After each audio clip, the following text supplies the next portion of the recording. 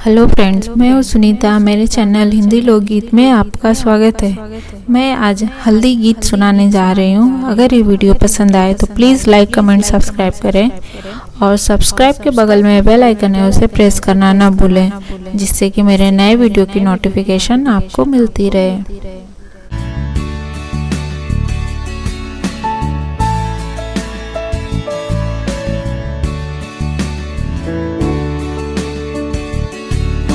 हमरे कामना पापाय सब संदार जी कर चढ़ी कजलन हार दिया के गाठा जी कर चढ़ी कजलन हार दिया के गाठा जी।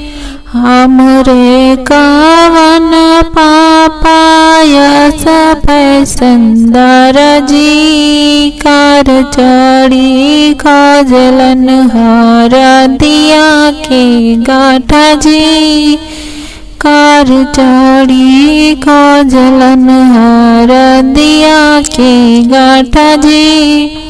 हमारी कामन मम्मी सब संदर जी रगड़ी रगड़ी पीस हरदी के गाठ जी रगड़ी रगड़ी पीस हरदी के गाठ जी रगड़ी रगड़ी पीस।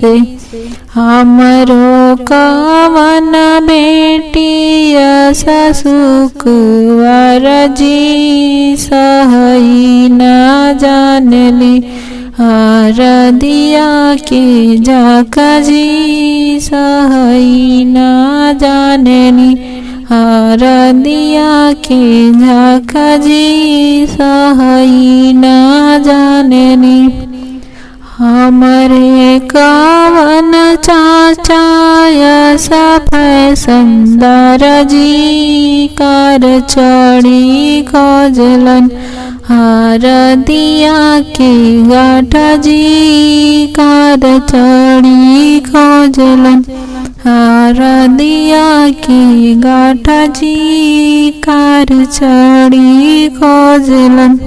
हमारी कावन मम्मी सब संदर जी रगड़ी रगड़ी पीस हरदी के गाठ जी रगड़ी रगड़ी पीस हरदी के गाठ जी रगड़ी रगड़ी पीस।